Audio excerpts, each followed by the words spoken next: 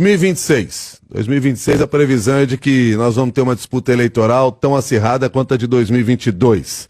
O que nos leva a imaginar que, ao contrário da sua campanha de reeleição anterior, uma nova vitória será muito mais difícil do que foi, por exemplo, em 2006, quando, aliás, tínhamos Geraldo Alckmin, né, do outro lado. O senhor estará com 81 anos. O senhor está disposto a mais essa disputa?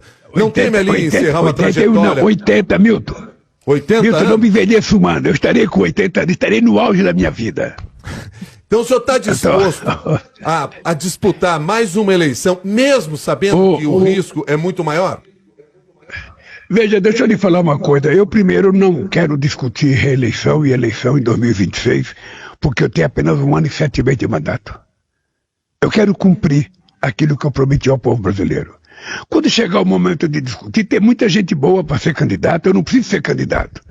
Agora, presta atenção no que eu vou te falar. Se for necessário ser candidato, para evitar que os trogloditas que governarem esse país voltem a governar, pode ficar certo que os meus 80 anos virará em 40 e eu poderei ser candidato. Mas não é a primeira hipótese, nós vamos ter que pensar muito.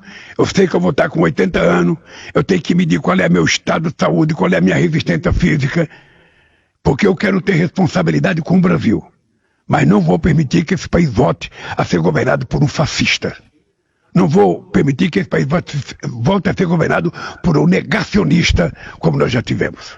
Este país precisa de muita verdade para se transformar o país maravilhoso que nós temos que construir.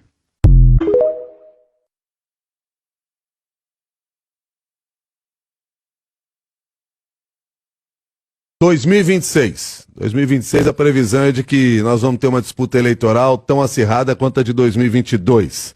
O que nos leva a imaginar que, ao contrário da sua campanha de reeleição anterior, uma nova vitória será muito mais difícil do que foi, por exemplo, em 2006, quando, aliás, tínhamos Geraldo Alckmin, né, do outro lado. O senhor estará com 81 anos. O senhor está disposto a mais essa disputa?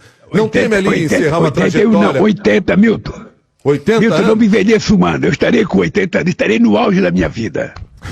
Então o senhor está disposto a disputar mais uma eleição, mesmo sabendo que o risco é muito maior?